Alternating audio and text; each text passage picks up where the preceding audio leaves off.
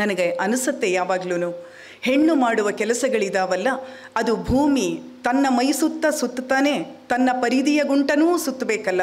ಆ ಇಬ್ಬಂದಿ ಕೆಲಸಗಳ ಒತ್ತಡದಲ್ಲಿ ಹೆಣ್ಣು ಯಾವತ್ತೂ ತೊಡಗಿಕೊಂಡಿರಬೇಕಾಗತ್ತೆ ಅನ್ನೋದಕ್ಕೆ ನಮಗೆ ಈ ಕಮಲಾ ಹಂಪನ ಅವರ ಸಾಹಿತ್ಯದ ಓದು ಒಂದು ನೆನಪನ್ನು ಮಾಡಿಕೊಡ್ತಾ ಇದೆ. HL ಪುಷ್ಪಾ ಮೇಡಮ್ ಅವರು ನನಗೆ ಇಲ್ಲಿ ಬಂದು ಮಾತಾಡೋಕ್ಕೆ ಕರೀತಾ ಇದ್ದರು. ಆದರೆ ನನಗೆ ಒಳಗಡೆ ಎಲ್ಲೋ ಕಮಲಾ ಹಂಪನ ಅವರು ಕರೀತಿದ್ದಾರೆ ಅಂತ ಅನ್ನಿಸ್ತಾ ಇತ್ತು, ಭಾಳ ತೀವ್ರವಾಗಿ ಅನ್ನಿಸ್ತು. ಯಾಕೆ ಹಾಗನ್ನಿಸ್ತು ಅಂತಂದರೆ ಅದಕ್ಕೊಂದು ಕಾರಣ ಇತ್ತು. ಸುಮಾರು ವರ್ಷಗಳಿಂದ ಕಮಲಾ ಹಂಪನ ಅವರ ಪುಸ್ತಕಗಳ ಸಂಪುಟಗಳು ಪ್ರಕಟ ಆದಾಗಲೆಲ್ಲ ಅವರು ನನಗೆ ಅದನ್ನು ಪೋಸ್ಟ್ ಮಾಡ್ತಾಯಿದ್ರು. ಅಲ್ಲಿ ಬರೀತಿದ್ರು, ವಿನಯಾಗೆ ಅಕ್ಕರೆಯಿಂದ. ಬಹುಶಃ ಅಕ್ಷರಗಳು ನಮ್ಮ ಮನಸ್ಸಿನಲ್ಲಿ ಅಚ್ಚೊತ್ತಿಕೊಂಡಿದ್ದಾವೆ. ಅವರು ಅಷ್ಟು ದೊಡ್ಡ ದೊಡ್ಡ ಪುಸ್ತಕಗಳನ್ನು ಕಳಿಸ್ದಾಗಲೆಲ್ಲ ನಾನು ಒಂದು ಕ್ಷಣ ಗಾಬರಿ ಬೀಳೋದು. ಕೆಲವು ಪುಸ್ತಕಗಳ ಮೇಲೆ ದಂಪತಿಗಳಿಗೆ ಯುಗಾದಿಯ ಶುಭಾಶಯಗಳು ಅಂತಲೂ ಇರ್ತಿತ್ತು, ನನಗೆ ಒಕ್ಕೊಂದ ಕೂಡಿ. ಅದನ್ನು ನೋಡಿದಾಗೆಲ್ಲ ಇದನ್ನು ಸ್ವಲ್ಪ ಆದರೂ ಓದಿ ಬಿಟ್ಟು ನಾನು ಅವರಿಗೆ ಹೇಳಬೇಕು ಅಂತ ಅಂದ್ಕೊಳ್ಳೋದು. ಆ ಪುಸ್ತಕಗಳು ಕೆಲವು ದಿನ ಟೇಬಲ್ ಮೇಲೆ ಇರೋದು, ಆಮೇಲೆ ಅವು ಕಪಾಟನ್ನು ಸೇರಿಸ್ಕೊಳ್ಳೋದು.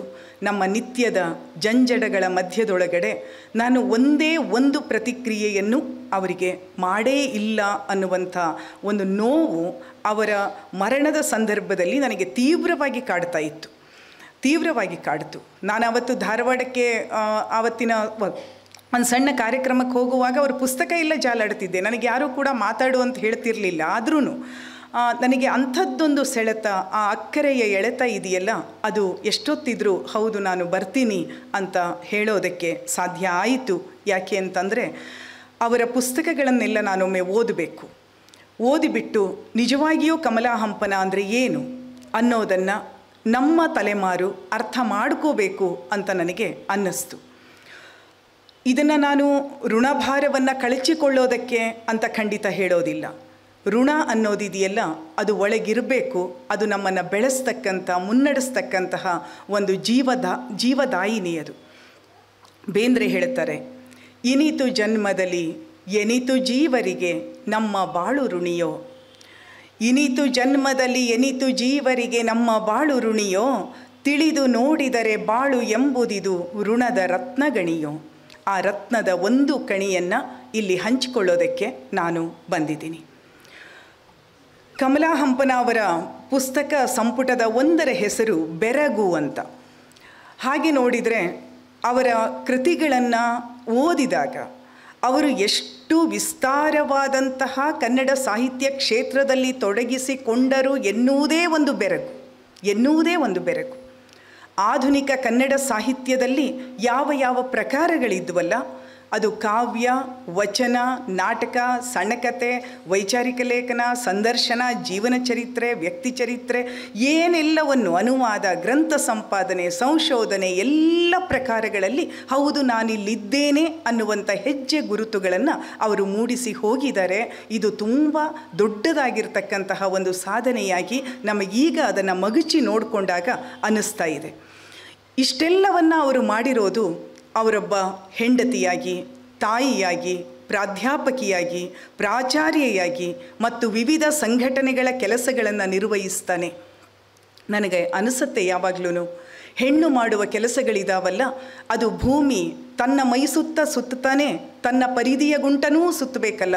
ಆ ಇಬ್ಬಂದಿ ಕೆಲಸಗಳ ಒತ್ತಡದಲ್ಲಿ ಹೆಣ್ಣು ಯಾವತ್ತೂ ತೊಡಗಿಕೊಂಡಿರಬೇಕಾಗತ್ತೆ ಅನ್ನೋದಕ್ಕೆ ನಮಗೆ ಈ ಕಮಲಾ ಹಂಪನ ಅವರ ಸಾಹಿತ್ಯದ ಓದು ಒಂದು ನೆನಪನ್ನು ಮಾಡಿಕೊಡ್ತಾ ಇದೆ. ಹಾಗಿದ್ರೆ ಈ ದೈನಿಕಗಳಲ್ಲಿ ಅವರು ಬಹಳ ಶ್ರದ್ಧೆಯಿಂದ ತೊಡಗಿಸಿಕೊಂಡಾಗಲೂ ಕೂಡ ಅವ್ರದ್ದೊಂದು ವಚನದಲ್ಲಿ ಬರುತ್ತೆ, ಆ ಮೊರೆ ಕೇಳ್ತಾ ಇದೆ, ಈ ಮೊರೆ ಕೇಳ್ತಾ ಇದೆ, ನನ್ನ ಆತ್ಮದ ಮೊರೆಯನ್ನು ಕೇಳೋದಕ್ಕೆ ನನಗೆ ವ್ಯವಧಾನವೇ ಇಲ್ಲವಾಗಿದೆ ಅಂತ. ಈ ಎಚ್ಚರ ಅವರಿಗೆ ನಿರಂತರವಾಗಿತ್ತು. ನಾ ಏನನ್ನು ಮಾಡಬೇಕಿದೆ, ನಾನೇನನ್ನು ಸಾಧಿಸಬೇಕಾಗಿದೆ ಅನ್ನೋ ಗುರಿ ಅವರ ಕಣ್ಣೆದುರಿಗಿತ್ತು. ಆದರೆ ಅದನ್ನು ಮುಟ್ಟೋದಕ್ಕೆ ಇರುವಂತಹ ಹೆಣ್ಣುತನದ ಎಲ್ಲ ಅಡೆತಡೆಗಳ ಮಧ್ಯದಲ್ಲಿಯೇ ಅವರು ಈ ಹೆಜ್ಜೆ ಗುರುತುಗಳನ್ನು ಮೂಡಿಸಿದ್ದಾರೆ, ಇಷ್ಟನ್ನು ಸಾಧಿಸಿದ್ದಾರೆ ಅನ್ನೋದನ್ನು ನಾವು ಗಮನಿಸ್ಕೊಳ್ಬೇಕಾಗತ್ತೆ. ಕಮಲಾ ಹಂಪನ ಅಂದ ತಕ್ಷಣ ತಾವೆಲ್ಲರೂ ಬಹಳ ಅವರ ಬಗ್ಗೆ ತಿಳಿದುಕೊಂಡವರಿದ್ದೀರಿ. ಒಂದು ಬಹಳ ದೊಡ್ಡ ಗುಣ ಅವರ ಜೀವನ ಪ್ರೀತಿ, ಅವರ ಮನುಷ್ಯ ಪ್ರೀತಿ. ಆ ಜೀವನ ಪ್ರೀತಿ ಇದೆಯಲ್ಲ, ಅದು ಮನಸ್ಸಿಗೆ ತಾಕುವಷ್ಟು ಹಸಿ ಆಗಿದೆ ಅಂತ ಅನಿಸುತ್ತೆ. ಅವರ ಬಾಲ್ಯದ ಬಗ್ಗೆ ಓದಿದರೆ ಒಂದು ಸಾಲು ಹೇಳ್ತಾರವರು, ನಮ್ಮದು ಸಿರಿವಂತ ಸಣ್ಣ ಮನೆ. ಬಹಳ ಚೆನ್ನಾಗಿದೆ ಅದು. ಎಲ್ಲಿಂದ ಶ್ರೀಮಂತಿಕೆ ಅದು? ಸಾಂಸ್ಕೃತಿಕವಾದ ಶ್ರೀಮಂತಿಕೆ. ಅವರ ತಾಯಿಯ ಸೋದರ ಸಂಬಂಧಿಯೊಬ್ಬರು 1930-40 ದಶಕದಲ್ಲೇ ಅಂತಾರಾಷ್ಟ್ರೀಯ ಕಲಾ ಪ್ರದರ್ಶನವನ್ನು ಮಾಡಿದಂಥವರಿದ್ದರು. ಆ ಮನೆಗಳಲ್ಲಿ ಪುಸ್ತಕಗಳ ಸಾಂಗತ್ಯ ಇತ್ತು. ಅಂತಹ ಬಾಲ್ಯ ನನ್ನನ್ನು ಬೆಳೆಸಿತು ಅನ್ನೋದನ್ನು ಅವರು ಬಹಳ ಸರ್ತಿ ತಮ್ಮ ಲೇಖನಗಳಲ್ಲಿ ಹೇಳ್ತಾ ಇದ್ದಾರೆ. ತಮ್ಮ ಆತ್ಮಕಥನದಲ್ಲಿ ಕೂಡ ಅದನ್ನು ಅವರು ಉಲ್ಲೇಖ ಮಾಡ್ತಾರೆ. ಹಾಗಾಗೇ ಅವರು ಮೈಸೂರಿಗೆ ಬಂದದ್ದು ಕೂಡ ಅವರ ಬದುಕಿನ ಬಹಳ ದೊಡ್ಡದಾದಂಥ ಒಂದು ತಿರುವು. ಅದು ಅವರ ತಂದೆಯ ಅಕಾಲಿಕವಾದ ಮರಣ. ಅದರ ಕ್ಷಣ ಅವರಿಗೆ ಉಂಟಾಗಿರ್ತಕ್ಕಂಥ ಆರ್ಥಿಕ ನೈತಿಕವಾದಂಥ ಒಂದು ಅಭದ್ರತೆ ಇದೆಯಲ್ಲ, ಅದನ್ನು ಅವರು ದಾಟಿದ್ದೇನೆ ಪುಸ್ತಕಗಳ ಸಾಂಗತ್ಯದಿಂದ, ಶಿಕ್ಷಣದ ಸಾಂಗತ್ಯದಿಂದ. ನಾನು ಓದಬೇಕು, ಏನನ್ನಾದರೂ ಸಾಧಿಸಬೇಕು ಅನ್ನುವಂಥ ಒಂದು ಅಪಾರವಾದ ಶ್ರದ್ಧೆಯಿಂದ. ವೈವಾಹಿಕ ಬದುಕಿಗೆ ನಾವು ಬಂದರೆ, ಕುವೆಂಪು ಶಿಷ್ಯಳಾಗಬೇಕು ಅಂತ ಮೈಸೂರಿಗೆ ಬಂದವರು ಹಂಪನ ಅವರನ್ನು ಕೂಡ ಪಡೀತಾರೆ. ಇದು ಕೇವಲ ಅಂತರ್ಜಾತೀಯ ಮದುವೆ ಆಗಿರಲಿಲ್ಲ, ಅಂತರ್ಧರ್ಮೀಯ ವಿವಾಹ ಕೂಡ ಆಗಿತ್ತು. ಅಂತರ್ಜಾತಿ ವಿವಾಹವನ್ನು ಆಗಿರ್ತಕ್ಕಂತಹ ನಮ್ಮಂಥ ಈ ಹಲವರ ಅನುಭವಗಳು ಏನಿದೆ ಅಂತಂದರೆ, ನಾವು ತುಂಬ ಚೆನ್ನಾಗಿದ್ದೀವಿ, ಆದರೆ ಅಷ್ಟೇ ಕಷ್ಟದಲ್ಲೂ ಇರ್ತೀವಿ. ಏಕಕಾಲದಲ್ಲಿ ಆ ಇಬ್ಬಂದಿಯಾಗಿರುವ ನೋವುಗಳಿದಾವಲ್ಲ, ಅವು ಹೇಳಲಿಕ್ಕೂ ಆಗದು, ಅನುಭವಿಸಲಿಕ್ಕೂ ಆಗದು. ಅಂಥ ಸ್ಥಿತಿಯನ್ನು ಅವರು ಬಹಳ ಬಹಳ ಧೈರ್ಯದಿಂದ ಮತ್ತು ಬಹಳ ಪ್ರೀತಿಯಿಂದ ದಾಟಿದರು. ಅವರಿಗೆ ಗೊತ್ತಿತ್ತು, ನಾನಿದನ್ನು ದಾಟ್ತೀನಿ, ನಾನು ದಾಟಿಸಲೇಬೇಕು. ನನಗೆ ಕಮಲಾ ಹಂಪನ ಅವರ ಬರಹಗಳನ್ನು ಓದುವಾಗ, ಅವರ ಮಾತುಗಳನ್ನು ಕೇಳಿಸ್ಕೊಳ್ಬೇಕಾದ್ರೆ ಅನುಪಮಾ ನಿರಂಜನ್ ಅವರ ಆತ್ಮಕಥೆಯ ಸಾಲುಗಳು ನೆನಪಿಗೆ ಬರ್ತಾ ಇತ್ತು. ಅನುಪಮಾ ನಿರಂಜನ್ ಮತ್ತು ನಿರಂಜನ್ ಒಂದು ಸತಿ ಜಗಳ ಮಾಡಿದಾಗ ನಿರಂಜನ್ ಅವರು ಹೇಳ್ತಾರಂತೆ, ನೋಡು, ನಾವು ಸೋತರೆ ಪ್ರೇಮ ಸೋಲತ್ತೆ. ಈ ಪ್ರಪಂಚದಲ್ಲಿ ನಾವು ಪ್ರೇಮವನ್ನು ಸೋಲಿಸಬಾರದು. ಆ ಪ್ರೇಮವನ್ನು ಸೋಲಿಸಬಾರದು ಅನ್ನುವ ಬದ್ಧತೆ ಇದೆಯಲ್ಲ, ಅದು ಬದುಕನ್ನು ಬಹಳ ದೂರದವರೆಗೆ ಕರ್ಕೊಂಡು ಬಂತು ಅನ್ನೋದನ್ನು ಕೂಡ ನಾನಿಲ್ಲಿ ಬಹಳ ಹೆಮ್ಮೆಯಿಂದ ನೆನಪಿಸ್ಕೊಳ್ತೀನಿ. ಕಮಲಾ ಹಂಪನ ಅಂದ ತಕ್ಷಣ ನಾವೆಲ್ಲರೂ ಹೇಳ್ತೀವಿ, ತುಂಬ ಧನ್ಯತೆಯ ಬದುಕು. ಅವರು ಹಲವಾರು ಪ್ರಶಸ್ತಿಗಳನ್ನು ಪಡೆದರು, ಹಲವಾರು ಗೌರವಗಳನ್ನು ಪಡೆದರು, ಹಲವಾರು ಮನ್ನಣೆಯನ್ನು ಪಡೆದರು. ಸಾಕಪ್ಪ ಈ ಜೀವಿತಕ್ಕೆ ಅನ್ನುವಷ್ಟು ತೃಪ್ತವಾದದ್ದನ್ನು ಅವರು ಪಡೆದುಕೊಂಡರು, ನಿಜ. ಆದರೆ ಹೀಗೆ ಪಡೆದುಕೊಂಡಿದ್ದು ಖಂಡಿತ ಅವರ ಅದೃಷ್ಟ ಆಗಿರಲಿಲ್ಲ. ಹೀಗೆ ಪಡೆದುಕೊಂಡಿದ್ದು ಆಕಸ್ಮಿಕವೂ ಆಗಿರಲಿಲ್ಲ. ಹೀಗೆ ಪಡೆದುಕೊಂಡಿದ್ದರ ಹಿಂದೆ ಬದುಕಿನ ಪ್ರತಿಯೊಂದು ಕ್ಷಣವನ್ನು ಕಟ್ಟಿಕೊಳ್ಳುವಂಥ ಒಂದು ನಿಯತಿ ಇತ್ತು, ಬದ್ಧತೆ ಇತ್ತು, ನಿರಂತರವಾದ ಶ್ರಮ ಇತ್ತು. ಆ ಶ್ರಮದ ಪ್ರತಿಫಲವಾಗಿ ನಾವಿವತ್ತು ಅವರ ಬದುಕಿನ ಧನ್ಯತೆಯ ಸಾಲುಗಳನ್ನು ನೋಡ್ತಾ ಇದ್ದೀವಿ ಅನ್ನುವಂಥದ್ದು. ಹಾಗಾಗಿಯೇ ನನಗೆ ಅವರ ಸಂವೇದನೆಗಳನ್ನು, ಅವರ ಒಟ್ಟೂ ಸಾಹಿತ್ಯವನ್ನು ಎದುರಿಗಿಟ್ಕೊಂಡ್ರೆ ಅವುಗಳನ್ನು ನಾವು 3 ಹಂತದಲ್ಲಿ ವಿಂಗಡಿಸಿಕೊಳ್ಳಬಹುದು ಅಂತ ನಾನೇ ಒಂದು ಪ್ರಮೇಯವನ್ನು ಕಟ್ಕೊಂಡಿದ್ದೀನಿ. ಆ 3 ಹಂತಗಳು, ಅದರಲ್ಲಿ ಮೊದಲನೇದ್ದು ಹೆಣ್ಣಾಗಿ ಹೆಣ್ಣು ಲೋಕವನ್ನು ಮತ್ತು ಹೆಣ್ಣಾಗಿ ಈ ಲೋಕವನ್ನು ನಾನು ಪ್ರವೇಶ ಮಾಡಬೇಕು ಅನ್ನುವಂಥ ಅವರದೊಂದು ತಿಳುವಳಿಕೆ. ಆದರೆ ನಾವಿಲ್ಲಿ ಗಮನಿಸಬೇಕು, ಈ ತಿಳುವಳಿಕೆ ಇದೆಯಲ್ಲ, ಇದು ಸ್ತ್ರೀವಾದದ ಸೈದ್ಧಾಂತಿಕ ನೆಲೆಯಿಂದ ರೂಪುಗೊಂಡಿದ್ದು ಖಂಡಿತ ಆಗಿರಲಿಲ್ಲ. ಈ ತಿಳುವಳಿಕೆ ಮನುಷ್ಯ ಬದುಕಿನ ವಿವೇಕದ ನೆಲೆಯಿಂದ ರೂಪುಗೊಂಡಿತ್ತು ಮತ್ತು ಅದೇ ಸ್ತ್ರೀವಾದದ ತಿಳುವಳಿಕೆಯೂ ಆಗಿತ್ತು. ಎಷ್ಟೋ ಸಂದರ್ಭಗಳಲ್ಲಿ ಕಮಲಾ ಹಂಪನ ಅವರು ಅದನ್ನು ಸ್ಪಷ್ಟ ಮಾಡ್ತಾರೆ, ಅದನ್ನು ಬಹಳ ಬಹಳ ಸ್ಪಷ್ಟ ಮಾಡ್ತಾರೆ. ಒಂದು ಸಂದರ್ಭ ಬರುತ್ತೆ, ಅವರ ಮನೆಯಲ್ಲಿ ಒಬ್ಬ ಅವರ ಸಂಬಂಧಿಕರ ಹುಡುಗ ಇರಬೇಕಾಗಿರುತ್ತೆ. ಆ ಸಂದರ್ಭದಲ್ಲಿ ಅವ್ರು ಹೇಳ್ತಾರೆ, ನೋಡು, ನಾನು ಅಡುಗೆ ಮಾಡಿಟ್ಟು ಹೋಗಿರ್ತೀನಿ, ನೀನೇ ಹಾಕ್ಕೊಂಡು ಊಟ ಮಾಡಬೇಕಪ್ಪ, ಹೊಟ್ಟೆ ತುಂಬ ಊಟ ಮಾಡು, ಸಮಾಧಾನದಿಂದ ಊಟ ಮಾಡು ಅಂತ ಅವನಿಗೆ ಸಮಾಧಾನದಿಂದ ಹೇಳಕ್ಕೆ ಶುರು ಮಾಡ್ತಾರಂತೆ. ಆಗ ಆ ಹುಡುಗ ಹೇಳ್ತಾನೆ, ಇಲ್ಲ ದೊಡ್ಡಮ್ಮ, ನನಗೆ ಅಮ್ಮನೂ ಇದನ್ನೇ ಮಾಡ್ತಾಳೆ, ಅವಳು ಹೊಲಕ್ಕೆ ಹೋಗುವಾಗ ಅಡುಗೆ ಮಾಡಿಟ್ಟೇ ಹೋಗ್ತಾಳೆ. ಆಗ ಕಮಲಾ ಹಂಪನವರು ಹೇಳ್ತಾರೆ, ಒಂದು ಕ್ಷಣ ನಾನು ಅಚಾನಕ್ಕಾಗಿ ಬೆರಗಾದೆ.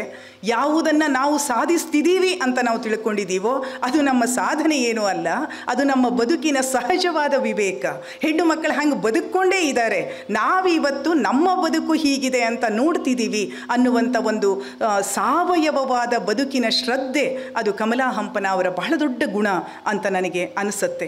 ಅವರು ಮತ್ತೆ ಮತ್ತೆ ಹೇಳ್ತಾರೆ, ಹಳ್ಳಿಗರು ಅನಕ್ಷರಸ್ಥರಿರಬಹುದು, ಆದರೆ ಅವರು ಎಂದಿಗೂ ಕೂಡ ಅಸಂಸ್ಕೃತರಲ್ಲ ಅನ್ನೋದು ಅವರ ಬದುಕಿನ ಕುರಿತು ಅವರು ಕಟ್ಕೊಂಡಂಥ ಬಹಳ ಮುಖ್ಯವಾದ ಒಂದು ತಿಳುವಳಿಕೆ. ಎರಡನೇದಾಗಿ ಸಾಮಾಜಿಕ ನ್ಯಾಯ. ಈ ಸಾಮಾಜಿಕ ನ್ಯಾಯದ ಬಗ್ಗೆ ಕಮಲಾ ಹಂಪನ ಅವರು ಬಹಳ ಕಟಿಬದ್ಧರಾಗಿದ್ದರು. ಅವರು ಇಡೀ ದಲಿತ ನೆಲೆಯನ್ನು ಕೂಡ ಆ ಬದುಕಿನ ಹಲವು ಮಗ್ಗಲಗಳನ್ನು ನೋಡಬೇಕಾದ್ರೆ ಅಲ್ಲಿ ಅವರು ಹೇಳ್ತಾರೆ, ದಲಿತರಾಗಿ ನಾವು ಏನನ್ನು ಪಡೀಬೇಕು ಅನ್ನೋದಷ್ಟೇ ಮುಖ್ಯ ಆಗಿರಬಾರ್ದು, ನಾವು ಹೇಗಿರಬೇಕು, ನಮ್ಮ ಆತ್ಮವಿಶ್ಲೇಷಣೆ ಕೂಡ ತುಂಬ ಮುಖ್ಯ ಅನ್ನುವಂಥ ಹಲವಾರು ಸಂಗತಿಗಳನ್ನು ಅವರಲ್ಲಿ ನಮೂದಿಸ್ತಾರೆ, ಬರೀತಾರೆ, ಭಾಷಣ ಮಾಡ್ತಾರೆ. ಮತ್ತು ಅಲ್ಲಿ ಕೊನೆಯಲ್ಲಿ ಒಂದು ಮಾತು ಹೇಳ್ತಾರೆ ಅವರು, ನನಗೆ ಹಬ್ಬ ಅನ್ನಿಸ್ತು. ಅವರು ಅದನ್ನು ಯಾವುದೋ ಒಂದು ಸಮ್ಮೇಳನದ ಅಧ್ಯಕ್ಷತೆಯಲ್ಲಿ ಹೇಳ್ತಾರೆ, ದಲಿತ ಸಮ್ಮೇಳನದ ಅಧ್ಯಕ್ಷತೆಯಲ್ಲಿ ಹೇಳ್ತಾರೆ. ಅಲ್ಲಿ ಹೇಳಿದ್ದೇನು ಅಂದರೆ, 21ನೇ ಶತಮಾನ ನೋಡಿ, ಅದರ ಸಾಂಸ್ಕೃತಿಕ ನಾಯಕರು ದಲಿತರಾಗಿರ್ತೀವಿ ಅಂತ. ನಾವು ಇವತ್ತು ಅದರ ಸಾಕ್ಷಿಗಳು, ನಾವು ಅದರ ಪುರಾವೆಗಳು. ಇವತ್ತು ಖಂಡಿತ 21ನೇ ಶತಮಾನ ಆ ದಲಿತ ಸಂವೇದನೆಯ ಮುಂಚೂಣಿಯ ವೇಗಕ್ಕೆ ಸಿಲುಕಿಕೊಂಡಿದೆ ಅನ್ನೋದನ್ನು ನಾವು ನೋಡ್ತಿದ್ದೀವಿ. ಭಾಳ ಹೆಮ್ಮೆಯಿಂದ, ಬಹಳ ಆತ್ಮತೃಪ್ತಿಯಿಂದ ನೋಡ್ತಾ ಇದ್ದೀವಿ. ಹಾಗೆಯೇ ಅವರ ಇಡೀ ಬರಹಗಳಲ್ಲಿ ನಾವು ಗಮನಿಸಬೇಕಾದ ಇನ್ನೊಂದೇನು ಅಂದರೆ, ಪರಂಪರೆಯನ್ನು ಬಹಳ ಶ್ರದ್ಧೆಯಿಂದ ರೀವಿಸಿಟ್ ಮಾಡಿರುವಂಥದ್ದು. ಬಹಳ ಕಷ್ಟ ಅದು. ಪ್ರಾಚೀನ ಕಾವ್ಯಗಳನ್ನು, ಅಲ್ಲಿಯ ಧಾರ್ಮಿಕ ನೆಲೆಗಳನ್ನು ಅವರು ಮತ್ತೆ ಮತ್ತೆ ಪ್ರವೇಶ ಮಾಡ್ತಾರೆ. ಅದು ಕಾವ್ಯ ಆಗಿರಬಹುದು, ಶಾಸನಗಳಾಗಿರಬಹುದು, ಗ್ರಂಥ ಸಂಪಾದನೆಗಳಾಗಿರಬಹುದು. ಆದರೆ ಎಲ್ಲೂ ಕೂಡ ಧರ್ಮದ ಆರಾಧನಾ ಭಾವನೆ ಇರಲಿಲ್ಲ. ನಾನು ಇದನ್ನು ಬಹಳ ಕಣ್ಣಿಗೆ ಎಣ್ಣೆ ಹಾಕ್ಕೊಂಡು ಓದ್ಕೊಂಡು ಹೇಳ್ತಾ ಇದ್ದೀನಿ. ನಾವು ಸಾಮಾನ್ಯವಾಗಿ ಕೇಳಿಸ್ಕೊಂಡಿದ್ದೇನು ಅಂದರೆ, ಜೈನ ಧರ್ಮದ ಕುರಿತು ಕಮಲಾ ಹಂಪನ ಅವರು ಬಹಳಷ್ಟು ಸಂಶೋಧನಾ ಪ್ರಬಂಧಗಳನ್ನು ಮಂಡಿಸಿದರು, ಹೀಗೆ ಕೇಳ್ಕೊಂಡು ಬಂದಿದ್ದೀವಿ. ಆದರೆ ಖಂಡಿತ ಅದು ಅಷ್ಟೇ ಅಲ್ಲ. ಅವರು ಎಲ್ಲಿ ಅದನ್ನು ಪ್ರವೇಶ ಮಾಡ್ತಾರೆ ಅಂತಂದರೆ, ಬಹಳ ಸ್ಪಷ್ಟವಾಗಿ ಅವರು ಹೇಳ್ತಾರೆ, ನಾನು ನನ್ನ ದೇಶದಲ್ಲಿ, ಪ್ರಪಂಚದಲ್ಲಿ ಇರುವ ಎಲ್ಲ ಧರ್ಮಗಳನ್ನು ಪ್ರೀತಿಸುತ್ತೇನೆ, ನನ್ನ ಧರ್ಮದಲ್ಲಿ ನಾನು ಬದುಕುತ್ತೇನೆ. ಇದು ಭಾರತೀಯತೆ. ಹಾಗಾಗಿಯೇ ಅವರಿಗೆ ಜೈನ ಧರ್ಮದ ಅನೇಕಾಂತವಾದದ ಬಗ್ಗೆ ತುಂಬ ಮೋಹ ಇದೆ. ಅವರು ಅದರ ಕುರಿತಿರುವ ಲೇಖನದಲ್ಲಿ ನಾವು ಅದನ್ನು ನೋಡ್ತೀವಿ. ಆ ಅನೇಕಾಂತವಾದ ಇದೆಯಲ್ಲ, ಅದು ಬೇರೆ ಏನೂ ಅಲ್ಲ. ನಮ್ಮ ಸಂವಿಧಾನಗಳು ಇವತ್ತು ಯಾವ ಬಹುತ್ವವನ್ನು ನಮಗೆ ಕಲಿಸ್ತಾ ಇದ್ದಾವೋ ಅದರ ಮೂಲ ಛಾಯೆಯದು, ಮೂಲ ನೆಲೆಯದು ಅನ್ನೋದರ ಬಗ್ಗೆ ಅವರು ತುಂಬ ಹೆಮ್ಮೆಯಿಂದ ಆ ಲೇಖನಗಳನ್ನು ಬರೀತಾ ಹೋಗ್ತಾರೆ. ಹಾಗೆಯೇ ಆಚಾರ್ಯ ಸೋಮದೇವ ಸೂರಿಯ ನೀತಿ ವಾಕ್ಯಾಮೃತ ಅನ್ನುವಂತಹ ಇಡೀ ಆ ಕೃತಿಯನ್ನು ಅವರು ಸಂಪಾದನೆ ಮಾಡಿರೋದು, ಅದನ್ನು ವಿಶ್ಲೇಷಣೆ ಮಾಡಿರೋದು, ಅಲ್ಲಿ ಅವರು ಬಹಳ ಸ್ಪಷ್ಟವಾಗಿ ಹೇಳ್ತಾರೆ, ಈ ಕೃತಿಯನ್ನು ನಾನು ಸಂಪಾದನೆ ಮಾಡೋದಕ್ಕೆ ಕಾರಣ ಇದು ಜೈನ ಕೃತಿ ಅನ್ನೋದಕ್ಕಲ್ಲ. ಈ ಕೃತಿಯಲ್ಲಿ ನೋಡಿ 3 ಅಂಶಗಳಿಗಾಗಿ ನಾನು ಇದನ್ನು ಪ್ರವೇಶ ಮಾಡಿದ್ದೀನಿ.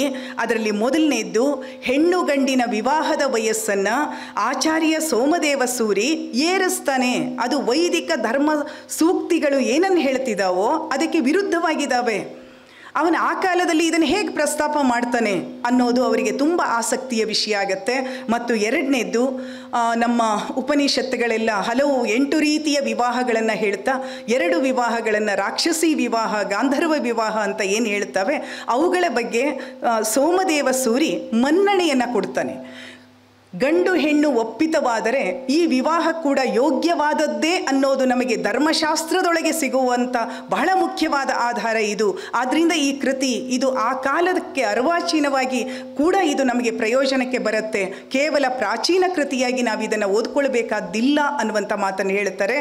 ಮತ್ತು ಹಾಗೆಯೇ ಸೋಮದೇವ ಸೂರಿಯ ಚಿಂತನೆಗಳನ್ನು ಪ್ರಭಾವಿಸಿರ್ತಕ್ಕಂತಹ ಲೋಕಾಯತದ ದಾರಿಯ ಬಗ್ಗೆ ಅವರು ಬಹಳ ಪ್ರಸ್ತಾಪ ಮಾಡ್ತಾರೆ.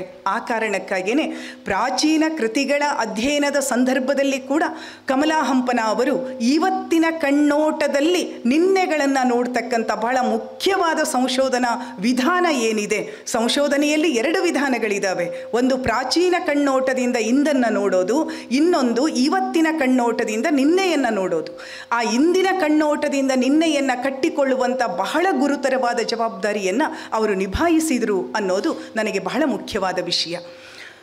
ಮಹಿಳಾ ಸಂವೇದನೆಗೆ ಸಂಬಂಧಪಟ್ಟ ಹಾಗೆ ಭರಣ ಅನ್ನುವಂತಹ ಒಂದು ಸಂಪುಟ 644 ಪುಟಗಳ ಒಂದು ಬೃಹತ್ ಸಂಪುಟ ಅದು. ಆ ಸಂಪುಟದಲ್ಲಿ ಅದರ ಅರ್ಪಣೆಯೇ ಅವರ ಆದ್ಯತೆ ಏನು ಅನ್ನೋದನ್ನು ಹೇಳುತ್ತೆ. ಆ ಅರ್ಪಣೆಯ ಮಾತುಗಳು ಹೀಗಿದ್ದಾವೆ: ಲೆಕ್ಕವಿಲ್ಲದ ದುಃಖ ಬಿಕ್ಕುಗಳ ಸಿಕ್ಕು ನಿರಿಗೆಗಳ ಮರೆಯೊಳಗೆ ಅಡಗಿ ಗೋಳು ಹೇಳದೆಯೂ ಆಗದೆ ಮೌನ ಗಾನವ ಮಿಡಿದ ಪುಣ್ಯಕೋಟಿ ಹೆಣ್ಣುಗಳಿಗೆ ಅರ್ಪಣೆ ಅಂತ. ಯಾರಿವರು ಈ ಪುಣ್ಯಕೋಟಿ ಹೆಣ್ಣುಗಳು? ಯಾರು ಈ ಪುಣ್ಯಕೋಟಿ ಹೆಣ್ಣುಗಳು? ಈ ಸಮಾಜ, ಈ ನಿಯಮ, ಈ ವ್ಯವಸ್ಥೆ ಏನು ಬೇಕಾದರೂ ಹೇಳಲಿ, ಆದರೆ ನಾವು ನಮ್ಮ ಬದುಕಿನ ಋತದ ಮೂಲಕನೇ, ಬದುಕಿನ ನಿಯತಿಯ ಮೂಲಕವೇ ಈ ಸಂಕಷ್ಟಗಳನ್ನು ದಾಟ್ತೀವಿ ಅನ್ನುವಂಥ ಒಂದು ದೊಡ್ಡ ಪ್ರಯಾಣ ಏನು ನಡೀತು ಇಡೀ ನಮ್ಮ ಪರಂಪರೆಯ ಒಳಗಡೆ, ಅದರ ಕುರಿತು ಕಮಲಾ ಹಂಪನ ಅವರು ಬಹಳ ಹೆಮ್ಮೆಯಿಂದ ಇವುಗಳನ್ನು ಹೇಳ್ತಾರೆ ಅನ್ನುವಂಥದ್ದು.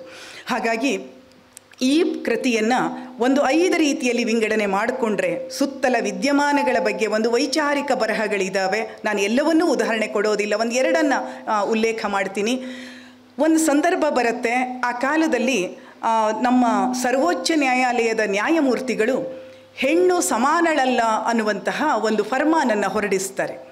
ಅದಕ್ಕೆ ವಿರುದ್ಧವಾಗಿ ಇಡೀ ಒಂದು ಮಹಿಳಾ ಚಳುವಳಿಯೇ ಹುಟ್ಕೊಳ್ಳುವಂಥ ಸಂದರ್ಭದೊಳಗೆ ಕಮಲಾ ಹಂಪನ ಅವರು ಈ ಲೇಖನವನ್ನು ಬರೀತಾರೆ.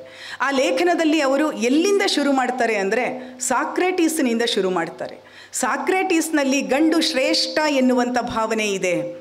ಗ್ರೀಕ್ ನಾಗರಿಕತೆಯಿಂದ ಆರಂಭ ಮಾಡಿಕೊಂಡು ಯಹೂದಿಗಳಲ್ಲಿ ಹೆಣ್ಣು ಹುಟ್ಟಿದ ದಿನ ಮನೆಯಲ್ಲಿ ದೀಪ ಹಚ್ಚೋದಿಲ್ಲ ಅನ್ನೋದನ್ನು ತಗೊಂಡು ಇಡೀ ನಮ್ಮ ವೈದಿಕ ಪರಂಪರೆ, ನಮ್ಮ ಪರಂಪರೆಯ ಒಳಗಿನ ಧರ್ಮಗಳು ಅವು ಹೆಣ್ಣನ್ನು ಹೇಗೆ ತುಚ್ಛೀಕಾರ ಮಾಡ್ತವೆ ಅನ್ನೋದೆಲ್ಲವನ್ನು ಇಟ್ಕೊಂಡು ಕೊನೆಯಲ್ಲಿ ಅವರು ಇಡೋದೇನು ಅಂತಂದರೆ ಎಲ್ಲ ಬದಲಾಗಿದೆ. ಮತ್ತದೇ ಪ್ರಶ್ನೆ, ಒಲೆ ಬದಲಾಯಿತು, ಉರಿ ಬದಲಾಯಿತೆ ಅನ್ನುವಂಥ ಪ್ರಶ್ನೆಯನ್ನು ತುಂಬ ಮನಸ್ಸಿಗೆ ತಾಕುವ ಹಾಗೆ ತಮ್ಮ ಲೇಖನಗಳಲ್ಲಿ ಅವರು ಹೇಳ್ತಾ ಹೋಗ್ತಾರೆ.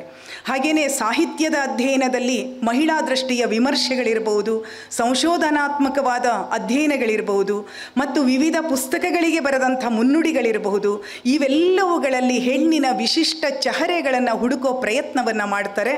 ನಾನು ಬಹಳ ಗ್ರಾಂಥಿಕವಾದ ಮಾತುಗಳಿಗೆ ಹೋಗೋದಿಲ್ಲ, ಈಗ ನೇರವಾಗಿ ನಾನು ಬರೋದಾದರೆ, ಹಾಗಿದ್ದರೆ ಮಹಿಳಾ ಚರಿತ್ರೆಯನ್ನು ಕಟ್ಟುವಲ್ಲಿ ಕಮಲಾ ಹಂಪನ ಅವರ ಕೊಡುಗೆ ಏನು ಅಂತ ನಾವು ಪ್ರಶ್ನೆ ಮಾಡಿಕೊಳ್ಳೋದಾದರೆ ಅದು ಹೀಗಿದೆ: ಇಡೀ ಕರ್ನಾಟಕದ ಮಹಿಳಾ ಪರಂಪರೆಯ ಕುರಿತು ಯಾರೇ ಇವತ್ತು ಅಧ್ಯಯನ ಮಾಡಬೇಕು ಅಂದ್ರೂ ಅವರಿಗೆ ಬೇಕಿರುವ ಮೂಲ ಆಕರಗಳನ್ನು ಒದಗಿಸಿಕೊಟ್ಟಂತಹ ದೊಡ್ಡ ಶ್ರಮ ಅದು ಖಂಡಿತವಾಗಿಯೂ ಕಮಲಾ ಹಂಪನ ಅವರಿಗೆ ಸೇರುತ್ತೆ.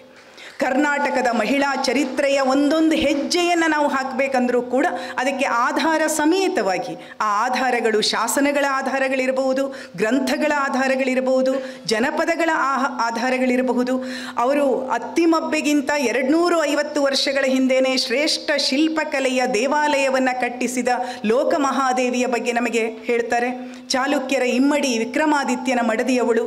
ಶಾಸನಗಳಲ್ಲಿ ಜೈನ ಮಹಿಳೆಯರು ಅನ್ನುವಂಥ ಲೇಖನವನ್ನು ನಾವು ತಗೊಂಡ್ರೆ ಅಕ್ಕಾದೇವಿ, ಅತ್ತಿಮಬ್ಬೆ, ಕೇತಲದೇವಿ, ಚಾಮಿಕಬ್ಬೆ, ಏಚಿಕಬ್ಬೆ, ಹಲವಾರು ಜನ ಹೆಣ್ಣು ಮಕ್ಕಳ ಕಥನಗಳನ್ನು ನೋಡಿ ಯಾವ ಹೆಸರುಗಳು ಕೂಡ ಪ್ರಧಾನ ಧಾರೆಯೊಳಗೆ ಉಲ್ಲೇಖವೇ ಆಗಿರೋದಿಲ್ಲ. ಈ ಯಾವ ಹೆಸರುಗಳು, ಯಾಕೆಂದರೆ ನಮ್ಮ ಇತಿಹಾಸ ನಮಗೆಲ್ಲರಿಗೂ, ನನಗಿಂತ ಚೆನ್ನಾಗಿ ನಿಮಗೆಲ್ಲರಿಗೂ ಗೊತ್ತಿದೆ, ಆ ಇತಿಹಾಸದಲ್ಲಿ ಅವಳು ಎಂದೋ ಕಾಣೆಯಾಗಿರುತ್ತಾಳೆ. ಅವಳಿಲ್ಲದ ಇತಿಹಾಸವನ್ನೇ ನಾವು ಕಟ್ಕೊಂಡು ಬಂದಿರೋದು.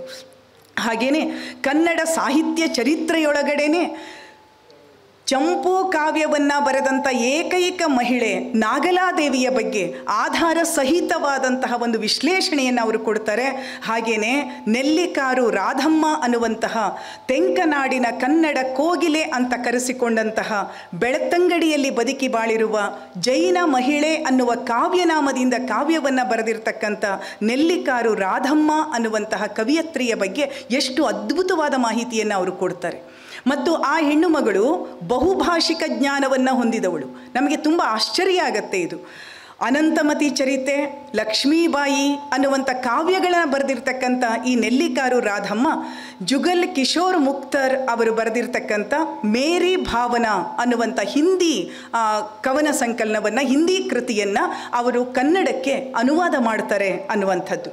ಹೀಗೆ ಇಡೀ ಸ್ತ್ರೀವಾದಿ ಚಿಂತನೆಯನ್ನು ಸಂವಿಧಾನದ ಪರಿಚ್ಛೇದದ ಜೊತೆಗಿಟ್ಟು ಅಧ್ಯಯನ ಮಾಡಬೇಕು. ಹಾಗೆ ಅಧ್ಯಯನ ಮಾಡಿದಾಗ ಮಾತ್ರ ನಮಗೆ ನಾವು ಕಳೆದುಕೊಂಡಿದ್ದು ಏನು ಅನ್ನೋದು ಗೊತ್ತಾಗತ್ತೆ ಅನ್ನುವಂಥ ಮಾತುಗಳನ್ನು ನಾವು ಕಮಲಾ ಹಂಪನ ಅವರಲ್ಲಿ ನೋಡ್ತೀವಿ. ನಾನೀಗ ನನಗೆ ತುಂಬ ಇಷ್ಟವಾದ ಅವರ ಪುಸ್ತಕ ಆಮುಖ.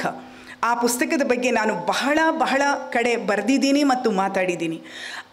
ಇಡೀ ಕೃತಿ ಇದೆಯಲ್ಲ, 1968ರಲ್ಲಿ ಪ್ರಜಾಮತ ವಾರಪತ್ರಿಕೆಗಾಗಿ ಅವರು ಕನ್ನಡ ನಾಡಿನ 19 ಹಿರಿಯ ಸಾಹಿತಿ ದಂಪತಿಗಳ ಸಂದರ್ಶನ ಮಾಡಿರ್ತಕ್ಕಂತಹ ಒಂದು ಸಂದರ್ಶನದ ಪುಸ್ತಕ ಅದು. ಆ ಪುಸ್ತಕದೊಳಗೆ ಅವರು ಬಹಳ ಸ್ಪಷ್ಟವಾಗಿ ಇದ್ದಾರೆ, ಆದರೆ ಎಲ್ಲೂ ಕೂಡ ಅದನ್ನು ವಾಚ್ಯವಾಗಿ ಹೇಳೋದಿಲ್ಲ. ನಾನು ಈ ಸಂದರ್ಶನವನ್ನು ಯಾಕೆ ಮಾಡಿದೆ ಅನ್ನೋ ಪ್ರಶ್ನೆಯನ್ನೇ ಅವರು ತಗೊಳ್ಳೋದಿಲ್ಲ. ಆ ಪ್ರಶ್ನೆಯನ್ನು ನಾವು ಇವತ್ತಿನ ಓದುಗರು ಎದುರಿಟ್ಕೋಬೇಕು ಅಷ್ಟೆ. ಆ ಕೃತಿಯ ಒಳಗಡೆ ನಾನು 2 ಉಲ್ಲೇಖವನ್ನು ಮಾಡ್ತೀನಿ. ಪಂಕಜ ಮಾಸ್ತಿ ಮತ್ತು ಮಾಸ್ತಿ ವೆಂಕಟೇಶ್ ಅಯ್ಯಂಗಾರ್ ಅವರ ಸಂದರ್ಶನದ ಭಾಗ. ಬಹಳ ಆಶ್ಚರ್ಯ. ಪಂಕಜ ಮಾಸ್ತಿ ಅವರ ತಾಯಿ ವಿದ್ಯಾವಂತೆಯಾಗಿದ್ದರು. ಮೈಸೂರಿನ ಪ್ರಸಿದ್ಧ ವಕೀಲರಾದಂಥ ಜೋಡಿದಾರ್ ರಾಘವಾಚಾರ್ಯರ ಮಗಳಾಗಿದ್ದರು. ಮೈಸೂರು ಮಹಾರಾಜರ ಆಸ್ಥಾನದಲ್ಲಿ ವೀಣೆಯನ್ನು ನುಡಿಸಿ ವೀಣೆಯನ್ನು ಪಡೆದವರಾಗಿದ್ದರು. ಹೀಗೆ ಹಲವಾರು ಕ್ಷೇತ್ರದಲ್ಲಿ ಪರಿಣತರಾಗಿದ್ದರವರು. ಚಿನ್ನದ ಪದಕವನ್ನು ಕೂಡ, ತರಗತಿಯ ಅಧ್ಯಯನದಲ್ಲಿ ಚಿನ್ನದ ಪದಕವನ್ನು ಕೂಡ ಪಡ್ಕೊಂಡಂತಹ ತಾಯಿಯ ಮಗಳಾದಂತಹ ಪಂಕಜ ಮಾಸ್ತಿಯವರು 12ನೇ ವರ್ಷಕ್ಕೇ ಮದುವೆ ಮಾಡ್ಕೋಬೇಕಾಗತ್ತೆ. ಶಾಲೆಯನ್ನು ಕಲಿಯೋದಕ್ಕೆ ಅವರಿಗೆ ಮುಂದುವರೆಸೋದಕ್ಕೆ ಸಾಧ್ಯ ಆಗೋದಿಲ್ಲ. ತಾಯಿಯ ಅಕಾಲಿಕ ಮರಣ ಕೂಡ ಅದರಲ್ಲಿ ನಡೆದು ಹೋಗುತ್ತೆ. ಇಂಥ ಸಂದರ್ಭದಲ್ಲಿ ಪಂಕಜ ಮಾಸ್ತಿಯವರು 2 ಕಥೆಗಳನ್ನು ಬರೆದಿದ್ರಂತೆ ಮದುವೆಗಿಂತ ಮೊದಲು. ಆ 2 ಕಥೆಗಳು ಆಕಾಶವಾಣಿಯಲ್ಲಿ ಪ್ರಸಾರ ಕೂಡ ಆಗಿತ್ತು. ಆದರೆ ಯಾವಾಗ ಅವರು ಮಾಸ್ತಿಯವರ ಮಡದಿ ಆಗ್ತಾರೋ ಆಮೇಲಿಂದ ಅವರ ಬರವಣಿಗೆ ಅನ್ನೋದು ನಿಂತು ಹೋಗುತ್ತೆ. ಹಾಗಿದ್ರೆ ಅವರು ಬರೀಲಿಲ್ವಾ? ಖಂಡಿತವಾಗಿಯೂ 9 ಮಕ್ಕಳ ದೊಡ್ಡ ಕುಟುಂಬವನ್ನು ನಿರ್ವಹಣೆ ಮಾಡ್ತಾನೆ ಅವರು ಏನನ್ನು ಬರೆದ್ರು ಅಂದರೆ, ಮಾಸ್ತಿಯವರ ಕಚ್ಚಾ ಕಥೆಗಳನ್ನು ಪಕ್ಕಾ ಮಾಡುವಂತಹ ಬರವಣಿಗೆಯನ್ನು ಅವರು ಮಾಡಬೇಕಾಯಿತು. ಬಹಳ ಒಂದೇ ಸಾಲನ್ನು ಕಮಲಮ್ಮ ಹೇಳ್ತಾರೆ, ಕವಿ ಮಾಸ್ತಿ, ಲಿಪಿಕಾರರು ಪಂಕಜಮ್ಮ. ಕವಿ ಮಾಸ್ತಿ, ಲಿಪಿಕಾರರು ಪಂಕಜಮ್ಮ ಅನ್ನೋದನ್ನು ನಾವಿವತ್ತು ಹೆಚ್ಚು ವಿಸ್ತಾರ ಮಾಡಿಬಿಟ್ರೆ ತಪ್ಪಾಗತ್ತೆ, ವಿಸ್ತಾರ ಮಾಡದೇ ಇದ್ದರೆ ಸಂಕಟ ಆಗತ್ತೆ. ಇದು ನಮ್ಮ ಸ್ಥಿತಿ. ಅದನ್ನೇ ಮಾಸ್ತಿಯವರು ಹೇಳ್ತಾರೆ, ನನ್ನ ಸಾಹಿತ್ಯದ ಮೊದಲ ಓದುಗರು ಮತ್ತು ವಿಮರ್ಶಕರು ನನ್ನ ಮನೆಯವರು. ಅಲ್ಲಿಗೆ ಪಂಕಜ ಮಾಸ್ತಿ ಎನ್ನುವಂತಹ ಕತೆಗಾರ್ತಿಯೊಬ್ಬಳು ಕನ್ನಡದಿಂದ ಮರೆಯಾದಳೆ. ನನಗೆ ಗೊತ್ತಿಲ್ಲ, ನಾನು ತಾವೆಲ್ಲರೂ ತಿಳಿದವರಿದ್ದೀರಿ. ನನ್ನ ಮಾತನ್ನು ಇಲ್ಲಿಗೇ, ಈ ವಿಷಯದ ಮಾತನ್ನು ಇಲ್ಲಿಗೆ ನಿಲ್ಲಿಸ್ತೀನಿ. ಹಾಗೆಯೇ ಪಾರ್ವತಿಬಾಯಿ ಶಂಭಾ ಜೋಶಿಯವರ ಬಗ್ಗೆ ನನಗೆ ಬಹಳ ಆಸಕ್ತಿ ಅನ್ನಿಸ್ತು. ಶಂಭಾ ಜೋಶಿ ಕನ್ನಡದ ವೈಚಾರಿಕತೆಯ ಒಂದು ದೊಡ್ಡ ಸಂಕೇತ, ಅವರು ಬಹಳ ದೊಡ್ಡ ರೂಪಕ. ಶಂಭಾ ಜೋಶಿಯವರು ಹೆಣ್ಣು ನೋಡಿ ಬಂದ ಮೇಲೆ ಒಂದು ಪತ್ರ ಹಾಕಿದ್ರಂತೆ. ಆ ಪತ್ರದಲ್ಲಿ ಬಹಳ ಸ್ಪಷ್ಟವಾಗಿ ಬರೆದಿದ್ರಂತೆ, ನೀನು ನನ್ನನ್ನು ಮದುವೆ ಆಗೋದಾದರೆ ಪೂಜೆ ಮಾಡಬಾರ್ದು, ನೀನು ನನ್ನನ್ನು ಮದುವೆ ಆಗೋದಾದರೆ ಸೈಕಲ್ ಹೊಡೆಯೋದನ್ನು ಕಲಿಬೇಕು, ನೀನು ನನ್ನನ್ನು ಮದುವೆ ಆಗೋದಾದರೆ ಖಾದಿ ಉಡೋದನ್ನು ಕಲಿಬೇಕು. ಈ ಎಲ್ಲ ನಿಬಂಧನೆಗಳಿಗೆ ಪಾರ್ವತಿಬಾಯಿಯವರು ಒಪ್ಕೋತಾರೆ ಮತ್ತು ನಗನಗತಾ ಜೀವನವನ್ನು ನಡೆಸ್ತಾರೆ. ಆದರೆ ಆ ಗ್ಯಾಪ್ ಇದೆಯಲ್ಲ, ಇಡೀ ಓಣಿಯೇ ಹಬ್ಬ ಮಾಡಬೇಕಾದ್ರೆ ಹಬ್ಬ ಮಾಡಿಕೊಂಡು ಬಂದಂಥ ಮನೆಯಿಂದ ಬಂದ ಒಬ್ಬ ಹೆಣ್ಣು ಹಬ್ಬ ಮಾಡುವ ಅಧಿಕಾರವನ್ನು ಕಳ್ಕೊಳ್ಳೋದಿದೆಯಲ್ಲ. ನನ್ನ ಮಾತೇನು ಅಂದರೆ, ನನ್ನ ಮಾತಿನ ನಾನೇನು ಹೇಳಕ್ಕೆ ಹೊರಟಿದ್ದೀನಿ ಅಂದರೆ, ಹೆಣ್ಣನ್ನು ನನ್ನಂತೆ ಇರು ಅಂತ ಒತ್ತಾಯ ಮಾಡೋದು ಸಾಂಪ್ರದಾಯಿಕ ಸ್ಥಿತಿ ಮಾತ್ರವೇ ಅಲ್ಲ, ವೈಚಾರಿಕವಾದ ನೆಲೆ ಕೂಡ ನನ್ನಂತೆ ಇರು ಅಂತ ಹೇಳುತ್ತೆ. ಅವಳಿಗೆ ಹೇಗೆ ಬೇಕೋ ಹಾಗೆ ಇರುವ ಅವಕಾಶವನ್ನು ಕೊಟ್ಟಿದ್ದು ತುಂಬ ಕಮ್ಮಿ. ನಮ್ಮ ಕವಿ ಬೇಂದ್ರೆಯವರ ಕವಿತೆ ಇದೆಯಲ್ಲ, ಕುಣಿಯೋಣು ಬಾರ ಕುಣಿಯೋಣು ಬಾ, ತಾಳ್ಯಾಕ ತಂತ್ಯಾಕ ಹೆಜ್ಜಾಕ ಗೆಜ್ಜಾಕ, ಕುಣಿಯೋಣು ಬಾರ ಕುಣಿಯೋಣು ಬಾ. ಆದರೆ ಪ್ರಶ್ನೆ ಇರೋದು, ಕುಣಿತದ ದನಿ ಯಾರದು, ಕುಣಿಯಬೇಕಾದವರು ಯಾರು, ಕುಣಿಸುವವರು ಯಾರು, ಕುಣಿಯಬೇಕಾದವರು ಯಾರು?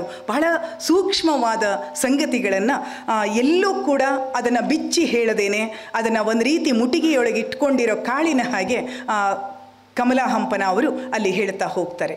ಹಾಗೆಯೇ ಕರ್ನಾಟಕದ ಮಹಿಳಾ ಸಮಾನತೆಯ ಚರಿತ್ರೆಯನ್ನು ಕಟ್ಟೋದಕ್ಕೆ ಅವರು ಆಯ್ದುಕೊಂಡಂಥ ದಾರಿಗಳು ನನಗೆ ಬಹಳ ಆಶ್ಚರ್ಯ ಅನ್ನಿಸ್ತು. ಎಷ್ಟು ದಾರಿಗಳನ್ನು ತೆರೆದುಕೊಳ್ಳೋದಕ್ಕೆ ಸಾಧ್ಯ ಇದೆಯೋ ಅಷ್ಟೂ ದಾರಿಗಳನ್ನು ಅವರು ಪ್ರವೇಶ ಮಾಡ್ತಾರೆ. ಧಾರ್ಮಿಕ ಒಳದಾರಿಗಳನ್ನು ಪ್ರವೇಶ ಮಾಡ್ತಾರೆ, ಶಾಸನಗಳ ಅಧ್ಯಯನವನ್ನು ಪ್ರವೇಶ ಮಾಡ್ತಾರೆ, ಸಮಕಾಲೀನ ವಿಶ್ಲೇಷಣೆಯನ್ನು ಪ್ರವೇಶ ಮಾಡ್ತಾರೆ. ಹೀಗೆಲ್ಲ ಪರಂಪರೆಯ ಮರು ಪ್ರವೇಶವನ್ನು ಮಾಡುವಂಥ ಸಂದರ್ಭದಲ್ಲಿ ನನಗನ್ನಿಸ್ತು, ನಮ್ಮ ಕಡೆ ನಾವು ಕರಾವಳಿಯವರು ನೀರು ಮುಳುಕ ಹಕ್ಕಿ ಅಂತ ಅಂತೀವಿ ನಾವು. ಎಂಥ ಅಪಾರವಾದ ಸಮುದ್ರದ ಮಧ್ಯದಲ್ಲೂ ಕೂಡ ಧಡಕ್ಕನೆ ಒಳಗೆ ಹೋಗಿ ಒಂದು ಮೀನನ್ನು ಎತ್ತಿಕೊಂಡು ಬರ್ತಕ್ಕಂಥ ನೀರು ಮುಳುಕ ಹಕ್ಕಿ ಇದೆಯಲ್ಲ, ಹಾಗೆ ಈ ಪರಂಪರೆಯ ಅತ್ಯಂತ ನಿಬಿಡವಾದಂಥ ಸಂದರ್ಭದಲ್ಲಿ ಕೂಡ ನೀರು ಮುಳುಕ ಹಕ್ಕಿಯ ಹಾಗೆ ಒಳಗೆ ಹೋಗಿ ತನಗೆ ಏನು ಬೇಕೋ ಆ ಚರಿತ್ರೆಯನ್ನು ಆಯ್ದು ಕಟ್ಟುವಂಥ ತುಂಬ ಶ್ರಮದಾಯಕವಾದ, ತುಂಬ ಶ್ರಮವನ್ನು ಬಯಸ್ತಕ್ಕಂಥ ಅಧ್ಯಯನವನ್ನು ಅವರು ಮಾಡಿದರು. ಮತ್ತು ಕನ್ನಡದ ಇಡೀ ಚರಿತ್ರೆಗೆ, ಸಾಹಿತ್ಯ ಚರಿತ್ರೆಗೆ ಅದನ್ನು ಮೀಸಲಾಗಿ ಇರಿಸಿದರು ಅನ್ನೋದನ್ನು ನಾವು ನೋಡಬೇಕು. ತಮಗೆಲ್ಲರಿಗೂ ಗೊತ್ತಿರೋ ಹಾಗೆ ನನಗೆ ಬಹಳ ಆಶ್ಚರ್ಯ ಅನಿಸಿದ್ದು, ಭಾರತದ ಸ್ವಾತಂತ್ರ್ಯ ಹೋರಾಟದ ಬಗ್ಗೆ ಅವರಿಗೆ ಮುಖ್ಯ ಆಗೋದು ಕಸ್ತೂರಬಾ ಮತ್ತು ನೆಹರು ಕುಟುಂಬದ ಹೆಣ್ಣು ಮಕ್ಕಳು.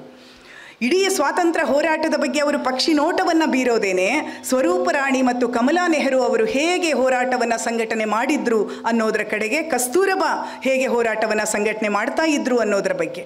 ಹಾಗೆಯೇ ಕಮಲಾ ಹಂಪನ ಅವರ ಬಹಳ ದೊಡ್ಡ ಕೊಡುಗೆ ಮಹಾಮಂಡಲೇಶ್ವರಿ ರಾಣಿ ಚೆನ್ನಭೈರಾದೇವಿ ಮತ್ತು ಇತರ ಕರಾವಳಿಯ ರಾಣಿಯರು ಅಂತಕ್ಕಂಥ ಒಂದು ಕೃತಿ.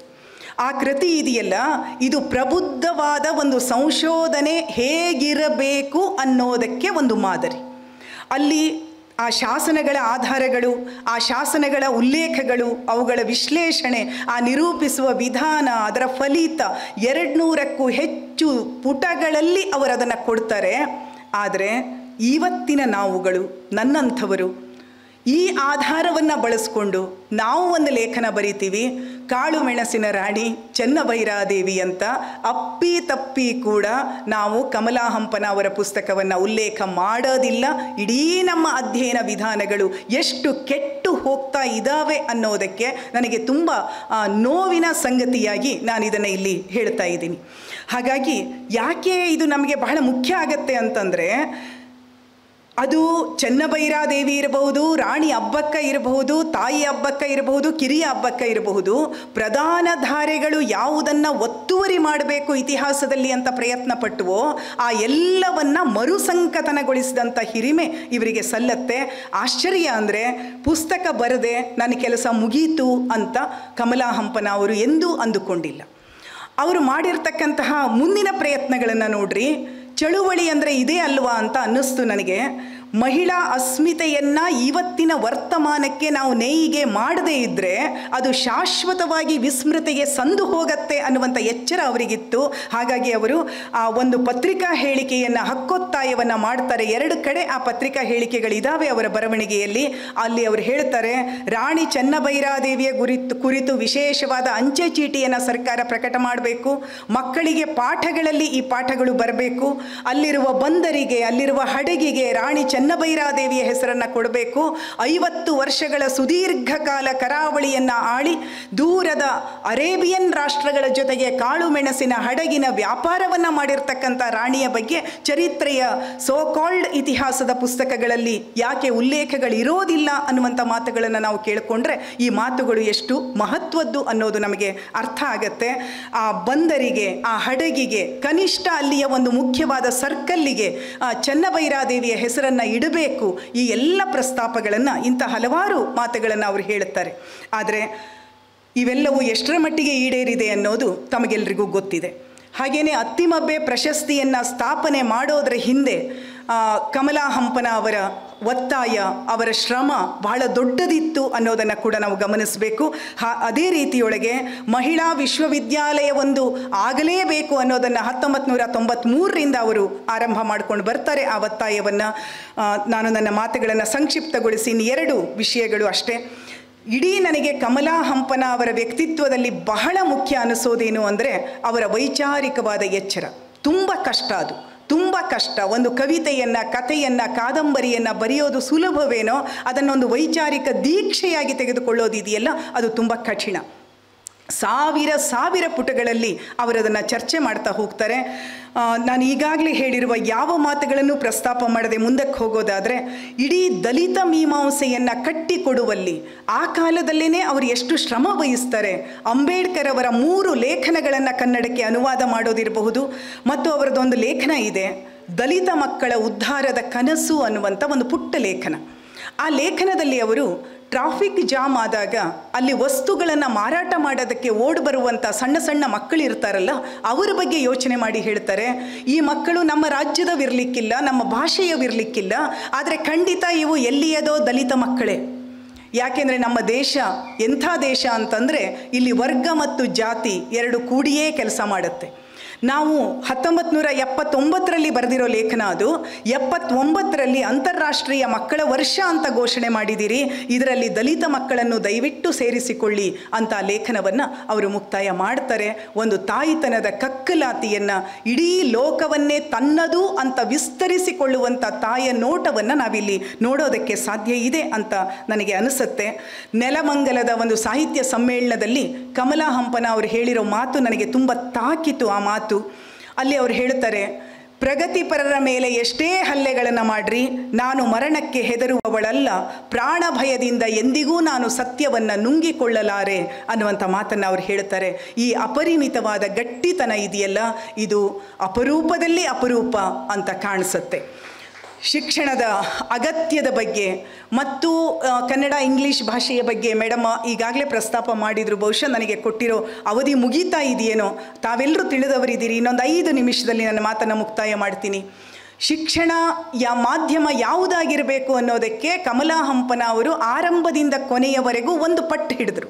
ಅದೇನು ಅಂದರೆ, ಇಂಗ್ಲೀಷ್ ಮಾಧ್ಯಮದಲ್ಲಿ ಕಲಿಯತಕ್ಕಂಥ ಮಕ್ಕಳಿಗೆ ಮೊದಲನೇ ಇಯತ್ತೆಯಿಂದಲೇ ಕನ್ನಡವನ್ನು ಕಲಿಸ್ರಿ, ಆ ಕನ್ನಡ ಅವರಿಗೆ ಭಾವನಾತ್ಮಕ ರಕ್ತವನ್ನು ನೀಡುತ್ತೆ. ಮತ್ತು ಕನ್ನಡ ಮಾಧ್ಯಮದಲ್ಲಿ ಓದುವಂಥ ಮಕ್ಕಳಿಗೆ ಮೊದಲನೇ ಇಯತ್ತೆಯಿಂದಲೇ ನೀವು ಇಂಗ್ಲೀಷನ್ನು ಕಲಿಸ್ರಿ. ಯಾಕೆ ಅಂತಂದರೆ ಆ ಇಂಗ್ಲೀಷು ಅವರಿಗೆ ನಾಳೆಯ ಬದುಕಿನ ವ್ಯವಹಾರಕ್ಕೆ ಅಗತ್ಯವಾದೀತು. ಇದನ್ನು ಹೇಳ್ತಾ ಅವ್ರು ಹೇಳ್ತಾರೆ, ನಾನು ಕನ್ನಡಕ್ಕೆ ಎಂದಿಗೂ ದ್ರೋಹ ಮಾಡಲಾರೆ, ನಾನು ಕನ್ನಡದ ಅನ್ನವನ್ನು ತಿಂದು ಬದುಕಿದ್ದೀನಿ, ಕನ್ನಡದ ಜ್ಞಾನವನ್ನು ಪಡೆದು ಬದುಕಿದ್ದೀನಿ. ಅವರ ಇಡೀ ಆ ಗುರು ಪರಂಪರೆಗಳನ್ನು ನೆನಪಿಸ್ಕೊಂಡ್ರೆ, ಅವರು ಅದನ್ನು ನೆನಪಿಸಿಕೊಳ್ಳೋದನ್ನು ನೆನಪಿಸ್ಕೊಂಡ್ರೆ, ಕಮಲಾ ಹಂಪನ ಅವರನ್ನು ಓದೋದು ಅಂದರೆ ಕಮಲಾ ಹಂಪನ ಅವರ ತಲೆಮಾರನ್ನು ಮಾತ್ರ ಅಲ್ಲ, ಕುವೆಂಪು ಅವರ ತಲೆಮಾರನ್ನೂ ಓದಿಕೊಂಡಂತಹ ಒಂದು ದೊಡ್ಡದಾದಂತಹ ಒಳನೋಟಗಳ ಅನುಭೂತಿಗಳು ನಮಗೆ ಒದಗ್ತವೆ ಅನ್ನೋದನ್ನು ನನಗೆ ಅನ್ನಿಸ್ತಾ ಇದೆ. ಮೇಡಮ್ ಅವರು ವಿಜಯನಗರ ಕಾಲೇಜಿನ ಪ್ರಸ್ತಾಪ ಮಾಡಿದರು. ಆ ವಿಜಯನಗರ ಕಾಲೇಜಿನ ಬಗ್ಗೆ ಕೇಳಿ ಓದಿ, ಅವರ ಬರಹವನ್ನು ಓದಿ ನಾನು ದಂಗಾದೆ. ಯಾಕೆಂದರೆ ನಾವು ಸರ್ಕಾರಿ ನೌಕರಿಯಲ್ಲೇ ಇರುವಂಥವರು. ವಿಜಯನಗರ ಕಾಲೇಜಿನ ಪ್ರಾಚಾರ್ಯರಾಗಿ ಕಮಲಾ ಹಂಪನ ಅವರು ಬಂದಾಗ ಅಲ್ಲಿ 500 ಮಕ್ಕಳು, ಅದು ಒಂದು ಖಾಸಗಿ ಬಿಲ್ಡಿಂಗಿನ ಒಳಗಡೆ, ಮತ್ತೆ 501ನೇ ಮಗು ಬಂದರೆ ಅವನಿಗೆ ಅಡ್ಮಿಷನ್ ಇಲ್ಲ ಅಂತ ಕಳಿಸ್ಬೇಕಾಗಿತ್ತಂತೆ.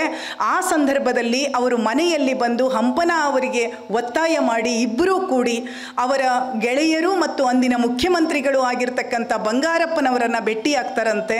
ಮತ್ತು ಕಮಲಾ ಹಂಪನ ಅವರು ಅವರಿಗೆ ತಿಳಿಸ್ತಾರೆ, ನೋಡಿ ಇಲ್ಲಿ ನಿವೇಶನದ ತೆಗೆದುಕೊಳ್ಳುವಂಥ ಕಾಗದ ಪತ್ರ ನಮ್ಮ ಹತ್ರ ಇದೆ, ಇದು ಒಂದು ದೊಡ್ಡ ಕಟ್ಟಡ, ಆದರೆ ಇಲ್ಲಿ ಮುಂದೆ ಒಂದು ದಿನ 5,000ಕ್ಕೂ ಹೆಚ್ಚು ಮಕ್ಕಳು ಕಲಿಬೇಕು. ಯಾಕಂದರೆ ಸರ್ಕಾರಿ ಶಾಲೆಗೂ ಬಡ ಮಕ್ಕಳುಗಳಿಗೂ ಇರ್ತಕ್ಕಂಥ ಕರಳುಬಳ್ಳಿಯ ಸಂಬಂಧವನ್ನು ಅವರು ಬಹಳ ತೀವ್ರವಾಗಿ ಅದನ್ನು ಪರಿಭಾವಿಸಿಕೊಂಡು ಹೇಳ್ತಾರೆ. ಬಂಗಾರಪ್ಪನವರು ಹೇಳಿದ್ರಂತೆ, ಕೇಳಿದ್ದೀನಿ ನಾನು, ನನ್ನನ್ನು ಭೇಟಿಯಾಗಿ ಏನೋ ಬೇಕು, ಅದು ಬೇಕು, ಇದು ಬೇಕು ಅಂತ ಕೇಳುವವರನ್ನು, ಆದರೆ ಮಕ್ಕಳಿಗಾಗಿ ನೀವು ಬಿಲ್ಡಿಂಗನ್ನು ಕೇಳ್ತಿದ್ದೀರಲ್ಲ ಅಂತ ಹೇಳಿ 2 ವಾರದಲ್ಲಿ ಆ ಕಟ್ಟಡದ ಶಿಲಾನ್ಯಾಸ, ಆ ಅಡಿಗಲ್ಲು ನಡೆಯುತ್ತೆ. ಆದರೆ ಅಷ್ಟೇ ಸರಳವಾಗಿ ಅದು ನಡೆಯೋದಿಲ್ಲ. ಬಹಳಷ್ಟು ತೊಂದರೆಗಳನ್ನು ಕಮಲಾ ಹಂಪನ ಅವರು ಎದುರಿಸಬೇಕಾಗ್ತದೆ. ಕೆಟ್ಟ ಮಾತುಗಳನ್ನೂ ಕೂಡ ಎದುರಿಸಬೇಕಾಗತ್ತೆ. ಆದರೆ ಕಮಲಾ ಹಂಪನ ಅವರು ಬರೀತಾರೆ, ನಾನು ಬೇಡರ ಹೆಣ್ಣು, ಇಟ್ಟ ಹೆಜ್ಜೆಯನ್ನು ಹಿಂದಕ್ಕೆ ತೆಗೆಯೋದಿಲ್ಲ. ಬಹುಶಃ ಈ ಛಾತಿ ಇಲ್ಲದೇ ಇದ್ದರೆ ಬದುಕಿನ ಯಾವ ದಾರಿಯಲ್ಲೂ ಮುನ್ನುಗ್ಗೋದು ಹೆಣ್ಣು ಮಕ್ಕಳಿಗೆ ಕಷ್ಟವೇ. ಎಲ್ಲರಿಗೂ ಕಷ್ಟ, ಹೆಣ್ಣಿಗೆ ಅದು ಹೆಣ್ಣಾಗಿರುವುದರಿಂದ ಇನ್ನೂ ಕಷ್ಟ ಅನ್ನೋದನ್ನು ನಾವು ಗಮನಿಸ್ಕೊಂಡ್ರೆ, ಇವತ್ತಿರುವ ಆ ವಿಜಯನಗರ ಸರ್ಕಾರಿ ಕಾಲೇಜು ಅದು ನ್ಯಾಕ್ದಲ್ಲಿ ಪ್ಲಸ್ ಪಡ್ಕೊಂಡಿರ್ತಕ್ಕಂಥ ಕಾಲೇಜ್ ಇದೆಯಲ್ಲ, 5,000 ಮಕ್ಕಳು ಇವತ್ತಲ್ಲಿ ಓದ್ತಾ ಇದ್ದರೆ ಅದರ ಹಿಂದೆ ಕಮಲಾ ಹಂಪನ ಅವರ ಒಂದು ದೊಡ್ಡ ಶ್ರಮ ಇದೆ ಅನ್ನೋದನ್ನು ನಾವು ನೆನಪಿಸ್ಕೊಳ್ಬೇಕು. ಆ ಲೇಖನದ ತುದಿಯಲ್ಲಿ ಅವರು ಬರೀತಾರೆ, ಬಂಗಾರಪ್ಪನವರ ಹೆಸರು, ನನ್ನ ಹೆಸರು ಮತ್ತು ಆವತ್ತಿನ ಕಾಲೇಜು ಶಿಕ್ಷಣ ಇಲಾಖೆಯ ಡೈರೆಕ್ಟರ್ ಹೆಸರು, ಎಲ್ಲರ ಹೆಸರಿದ್ದ ಕಲ್ಲೇ ನಾಪತ್ತೆಯಾಗಿ ಹೋಗಿದೆ. ಆ ಕಲ್ಲೀಗ ಗೋಡೆಯಲ್ಲಿಲ್ಲ, ಆದರೆ ಪರವಾಗಿಲ್ಲ, ಕಟ್ಟಡ ಇದೆಯಲ್ಲ, ಮಕ್ಕಳು ಕಲಿಯುತ್ತಿದ್ದಾರಲ್ಲ. ಇದು ಕಮಲಾ ಹಂಪನ ಅವರ ಒಂದು ಉದಾರವಾದ ತಾಯ್ತನದ ಗುಣ ಅನ್ನೋದನ್ನು ನಾವು ಗಮನಿಸ್ಕೊಳ್ಬೇಕು. ನಾನು ಮತ್ತೆ ಹೆಚ್ಚಿಗೆ ಮಾತಾಡೋದಿಲ್ಲ, ಆದರೆ ನಾನು ಕಮಲಾ ಹಂಪನ ಅವರ ಇಡೀ ಬರವಣಿಗೆಯಲ್ಲಿ ನಾನು ಸೋತು ಹೋಗಿದ್ದ್ಯಾವುದಕ್ಕೆ ಅಂದರೆ ಅವರು ಕಟ್ಟಿಕೊಟ್ಟಂಥ ವ್ಯಕ್ತಿ ಚಿತ್ರಗಳಿಗೆ. ಅವರು ಕಟ್ಟಿಕೊಟ್ಟಿರೋ ವ್ಯಕ್ತಿ ಚಿತ್ರಗಳು ಬಹಳ ಅಭೂತಪೂರ್ವವಾಗಿದ್ದಾವೆ. ಒಂದನ್ನು ಉಲ್ಲೇಖ ಮಾಡ್ತೀನಿ. G.P. ರಾಜರತ್ನಂ ಅವರು ಜೈನ ಸಮಾಜದ ಸಮಾರಂಭವೊಂದರಲ್ಲಿ ಉಪನ್ಯಾಸ ಮಾಡ್ತಾ ಇರುವಂಥ ಸಂದರ್ಭದಲ್ಲಿ ಹಿರಿಯರು ಅವರು ಎಷ್ಟು ಹೊತ್ತು 1.5 ತಾಸು ನಿರರ್ಗಳವಾಗಿ G.P. ರಾಜರತ್ನಂ ಅವರು ಉಪನ್ಯಾಸ ಮಾಡಿದರೆ ಅದು 15 ನಿಮಿಷ ಕೇಳಿಸ್ಕೊಂಡಂಗಿತ್ತಂತೆ. ಹಿರಿಯರೊಬ್ಬರು, ಜೈನ ಸಮಾಜದ ಹಿರಿಯರೊಬ್ಬರು ಕಮಲಾ ಹಂಪನ ಅವರಿಗೆ ಕೇಳಿದ್ರಂತೆ, ನಮ್ಮ ಸಮಾಜದಲ್ಲಿ ಎಷ್ಟು ಒಳ್ಳೆಯ ವಿಚಾರವಾದಿಗಳಿದಾರಲ್ಲ ಅಂತ, ನಮ್ಮ ಸಮುದಾಯದಲ್ಲಿ. ಹೌದು, ಅವರು ಎಲ್ಲ ಸಮುದಾಯಕ್ಕೂ ಸೇರಿದವರು ಅಂತ ಕಮಲಾ ಹಂಪನ ಅವ್ರು ಹೇಳ್ತಾರೆ. ಏನು ಹಾಗಂದರೆ, ಏನಿಲ್ಲ, ನೀವು ಹೇಗೆ ಹೇಳಿದ್ರಿ, ಅವರು ನಮ್ಮ ಧರ್ಮದವರಲ್ವಾ? ಅವರು ಜೈನ ಧರ್ಮದವರೂ ಹೌದು, ಬೌದ್ಧ ಧರ್ಮದವರೂ ಹೌದು, ಈ ಪ್ರಪಂಚದಲ್ಲಿ ಎಷ್ಟು ಧರ್ಮ ಇದೆಯೋ ಎಲ್ಲ ಧರ್ಮದವರೂ ಹೌದು. ಆದರೆ ನೀವಂದುಕೊಂಡ ಹಾಗೆ ಅವರು ಜೈನ ಮತದಲ್ಲಿ ಹುಟ್ಟಿದವರಲ್ಲ, ಅವರು ವೈಷ್ಣವ ಮತದಲ್ಲಿ ಹುಟ್ಟಿದವರು ಅನ್ನುವಂಥ ಮಾತನ್ನು ನಾನು ಹೇಳಿದೆ ಅನ್ನುವಂಥದ್ದು ಒಂದು ಘಟನೆಯಾದರೆ, ಇನ್ನೊಂದು ಘಟನೆ, ಆವತ್ತಿನ ಬೆಂಗಳೂರಿನ ಮಹಾರಾಣಿ ಕಾಲೇಜಿನಲ್ಲಿ ಮಹಮ್ಮದ್ ಪೈಗಂಬರ ಜಯಂತಿಯನ್ನು ಆಚರಣೆ ಮಾಡ್ತಿದ್ರಂತೆ ವಿದ್ಯಾರ್ಥಿಗಳು. ಆ ಆಚರಣೆಯಲ್ಲಿ ವಿಶೇಷ ಉಪನ್ಯಾಸಕರಾಗಿ ಬಂದಂಥವರು ಮತ್ತೆ G.P. ರಾಜರತ್ನಂ ಅವರು. ಕನ್ನಡ ಬರಲಾರದೇ ಇರುವ ಮಕ್ಕಳನ್ನು ಕೂಡಿಸ್ಕೊಂಡು ಕನ್ನಡದಲ್ಲಿ ಪೈಗಂಬರರ ವಿಚಾರಗಳನ್ನು ತಿಳಿಸಿದರೆ ಆ ಮಕ್ಕಳೆಲ್ಲ ಹೇಳ್ತಾ ಇದ್ರಂತೆ, ಇಷ್ಟೆಲ್ಲ ವಿಚಾರಗಳು ನಮ್ಮ ಧರ್ಮದಲ್ಲಿ ಇದ್ದಾವೆ ಅಂತ ನಮಗೆ ಗೊತ್ತಿಲ್ಲ ಅಂತ. ಈ 2 ಘಟನೆಯನ್ನು ನಾನು ಯಾಕೆ ಉಲ್ಲೇಖ ಮಾಡಿದೆ ಅಂದರೆ, ಇವತ್ತು ಕಾಲ ಬಹಳ ಬದಲಾಗಿದೆ. ನಾವು ಕಮಲಾ ಹಂಪನ ಅವರ ಕಾಲ, G.P. ರಾಜರತ್ನಂ ಅವರ ಕಾಲ, ಬಹುತ್ವ ಭಾರತವನ್ನು ಬಾಳ್ತಾ ಇರುವ ಭಾರತದ ಸುಖದ ಅಥವಾ ಅದನ್ನು ಜೈನ ಪರಿಭಾಷೆಯಲ್ಲಿ ಹೇಳಬೇಕು ಅಂತಂದರೆ ಉತ್ಸರ್ಪಿಣಿ ಕಾಲವನ್ನು ಆವತ್ತು ಕಂಡಿದ್ವೋ ಏನೋ. ಇವತ್ತು ನಾವು ಬದುಕ್ತಾ ಇರೋದು, ನೀನು ಯಾರು, ನೀನು ಯಾಕೆ ಮಾತನಾಡ್ತಿದೀಯಾ ಅಂತ ಕೊರಳಪಟ್ಟಿಯನ್ನು ಹಿಡಿದು ಕೇಳತಕ್ಕಂಥ ಕಾಲದೊಳಗೆ, ಅವಸರ್ಪಿಣಿ ಕಾಲದೊಳಗಡೆ ನಾವಿವತ್ತು ಬದುಕಿದ್ದೀವಿ. ನಮಗೆ ಇವತ್ತು G.P. ರಾಜರತ್ನಂ ಅವರ ಹಾಗೆ ಎಲ್ಲವನ್ನ ತನ್ನದಾಗಿ ಸ್ವೀಕರಿಸಿಕೊಳ್ಳುವಂತಹ ಒಂದು ದೊಡ್ಡ ಚೈತನ್ಯವನ್ನು ನಾವು ಎಲ್ಲೋ ಅಪರೂಪ ಆಗಿಬಿಟ್ಟಿದೆ. ಹಾಗೇನೆ ಅದನ್ನು ಸ್ವೀಕರಿಸುವಂತಹ ಮನಸ್ಸುಗಳು ಕೂಡ, ಆ ಒಂದು ಜೀವನದ ವಿವೇಕ ಕೂಡ ಕಡಿಮೆ ಆಗ್ತಾ ಇದೆ ಅನ್ನೋದನ್ನು ಗಮನಿಸ್ಕೊಂಡ್ರೆ ನಾವು ಕಳ್ಕೊಂಡದ್ದು ಎಷ್ಟು ದೊಡ್ಡದು ಅನ್ನೋದು ನಮ್ಮ ಗಮನಕ್ಕೆ ಬರುತ್ತೆ.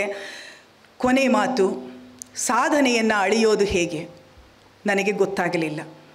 ಸಾಧನೆಯನ್ನು ಅಳೆಯುವ ಇಂಚುಪಟ್ಟಿಯನ್ನು ಕೂಡ ನಾವು ಪುರುಷಗ್ರಹಿತವಾಗೇ ಮಾಡ್ಕೊಂಡ್ಬಿಟ್ಟಿದ್ದೀವೋ ಏನೋ. ಯಾಕಂದರೆ ನಮಗೆ ಬಹಳ ಪರಂಪರೆಯಿಂದ ಹೇಳಿದ್ದಾರೆ, ಮರ ನೋಡಿ ನಿಂತಿದೆ, ಎತ್ತರವಾಗಿದೆ. ಹೌದು, ಮರ ಎತ್ತರವಾಗಿದೆ, ಆದರೆ ಮರದ ಬುಡದಲ್ಲಿ ಹುಟ್ಟಿದಂಥ ಬಳ್ಳಿಯೊಂದು ಉದ್ದಕ್ಕೆ ತನ್ನ ಮೈಯನ್ನು ಹಾಸಿಕೊಂಡು ಬೆಳೀತಾ ಇರುತ್ತೆ. ನೀವು ಚಿವುಟಿದರೆ ಮತ್ತೆ 4 ಕವಲಾಗಿ ಬೆಳೆಯುತ್ತೆ, ಆದರೆ ಅದನ್ನು ನಾವು ಎತ್ತರ ಅಂತ ಅನ್ನಲೇ ಇಲ್ಲ. ಯಾವುದು ಬಲಿಷ್ಠ ಅಂತ ಹೇಳಬೇಕಾದ್ರೆ ದೊಡ್ಡದಾಗಿರೋ ಮರ ನೋಡಿ ಬಲಿಷ್ಠ ಅಂತೀವಿ. ಒಂದು ದೊಡ್ಡ ಬಿರುಗಾಳಿ ಬಂದರೆ ಬುಡ ಮೇಲಾಗಿ ಬೀಳತ್ತೆ ಅದು. ಆದರೆ ಹುಲ್ಲು ಗರಿಕೆ ಇದೆಯಲ್ಲ, ಯಾವ ಪ್ರವಾಹಕ್ಕೆ ಯಾವ ಬಿರುಗಾಳಿಗೂ ಅಂಜದೆ ಬದುಕುವಂಥ ಸ್ತ್ರೀ ಚೈತನ್ಯದ ಹುಲ್ಲುಗರಿಕೆಯನ್ನು ನಾವು ಬಲಿಷ್ಠ ಅಂತ ಕರೆಯಲೂ ಇಲ್ಲ, ಕಾಣಲೂ ಇಲ್ಲ. ಆದರೆ ನಾವಿನ್ನು ನಮ್ಮ ಈ ದೃಷ್ಟಿಕೋನಗಳನ್ನು ಬದಲಿಸಿಕೊಳ್ಳುವ ಅಗತ್ಯ ಇದೆಯಲ್ಲವೇ ಅಂತ ನನಗೆ ಅನ್ನಿಸ್ತಾ ಇತ್ತು. ಖಂಡಿತವಾಗಿಯೂ ಕಮಲಾ ಹಂಪನ ಅವರು ಇದು ಶ್ರೇಷ್ಠ, ಇದು ಕನಿಷ್ಠ, ಇದು ಉತ್ತಮ, ಇದು ಉತ್ತಮ ಅಲ್ಲದ್ದು ಅನ್ನುವ ಎಲ್ಲ ಭೇದಗಳನ್ನು ಬಿಸಾಡಿದರು. ಸೃಜನೇತರ, ಪುರುಷ ಸಾಹಿತ್ಯ, ಮಹಿಳಾ ಸಾಹಿತ್ಯ, ಬೇಕಾದ್ದನ್ನು ನೀವು ಮಾಡಿಕೊಳ್ಳಿ, ನನ್ನ ದಾರಿಯಲ್ಲಿ ನಾನು ಹೊರಡ್ತೀನಿ ಅಂತ ಹೇಳಿ ಅವರು ನಮ್ಮೆದುರಿಗೆ ತಮ್ಮನ್ನು ರೂಪಿಸಿ ಇಟ್ಟಿದ್ದಾರೆ. ನಾನು ನನ್ನ ಮಾತುಗಳನ್ನು ಮುಗಿಸುವ ಮೊದಲು ಇವತ್ತು ಅವರ ಹೆಸರಿನಲ್ಲಿ ಈ ದತ್ತಿ ಪ್ರಶಸ್ತಿಗಳನ್ನು ಕೊಡ್ತಾ ಇರುವಂಥದ್ದಿದೆಯಲ್ಲ, ಬಹುಶಃ ಮರಣ ಮಹಾನವಮಿಯಾಗುವ, ಮರಣ ಸಾರ್ಥಕವಾಗುವ, ಮರಣ ಮರುಹುಟ್ಟು ಆಗ್ತಕ್ಕಂತಹ ಸಂದರ್ಭ ಇದು ಅಂತ ನಾನು ಅಂದ್ಕೊಳ್ತೀನಿ. ಹಾಗೆಯೇ ಅತ್ತಿಮಬ್ಬೆಯ ಬಗ್ಗೆ ರನ್ನ ಕವಿ ಹೇಳುವ ಒಂದು ಪದ್ಯವನ್ನು ಓದಿ, ಆ ಪದ್ಯ ಕಮಲಾ ಹಂಪನ ಅವರಿಗೆ ಇವತ್ತು ನಾವು ಅರ್ಪಣೆ ಮಾಡಬಹುದು ಅಂತ ಅಂದುಕೊಳ್ತೀನಿ. ರನ್ನ ಅತ್ತಿಮಬ್ಬೆಯ ಬಗ್ಗೆ ಹೇಳ್ತಾನೆ, ಬಿಳಿಯ ಅರಳೆಯಂತೆ ಗಂಗಾ ಜಳದಂತೆ ಎಸೆವ ಅಜಿತ ಸೇನ ಮುನಿಪತಿಯ ಗುಣಾವಳಿಯಂತೆ ನೆಗಳ್ದ ಕೊಪಣಾಚಳದಂತೆ ಪವಿತ್ರಂ ಅತ್ತಿಮಬ್ಬೆಯ ಚರಿತಂ. ಖಂಡಿತವಾಗಿಯೂ ಕಮಲಾ ಹಂಪನ ಅವರ ಚರಿತೆ ಕೂಡ ಇಷ್ಟೇ ಪವಿತ್ರವಾದದ್ದು, ಇಷ್ಟೇ ಮಾರ್ಗದರ್ಶಕವಾದದ್ದು, ಇಷ್ಟೇ ಒಳನೋಟಗಳನ್ನು ಮತ್ತು ಮುನ್ನೋಟಗಳನ್ನು ಒಳಗೊಂಡಿದ್ದು. ನಾವು ಇನ್ನಾದರೂ ನಮ್ಮ ಹಿರಿಯ ತಲೆಮಾರುಗಳನ್ನು ಸರಿಯಾಗಿ ಅರ್ಥೈಸಿಕೊಂಡು ಮುಂದಕ್ಕೆ ಹೆಜ್ಜೆ ಇಡೋಣ ಅಂತ ನನಗೆ ನಾನೂ ಹೇಳಿಕೊಳ್ತಾ ಇದುವರೆಗಿನ ನನ್ನ ಮಾತುಗಳನ್ನು ಕೇಳಿಸ್ಕೊಂಡ್ರಿ. ತಮಗೆಲ್ಲರಿಗೂ ನಮಸ್ಕರಿಸಿ ನನ್ನ ಮಾತುಗಳನ್ನು ಮುಗಿಸ್ತೀನಿ. ನಮಸ್ಕಾರ.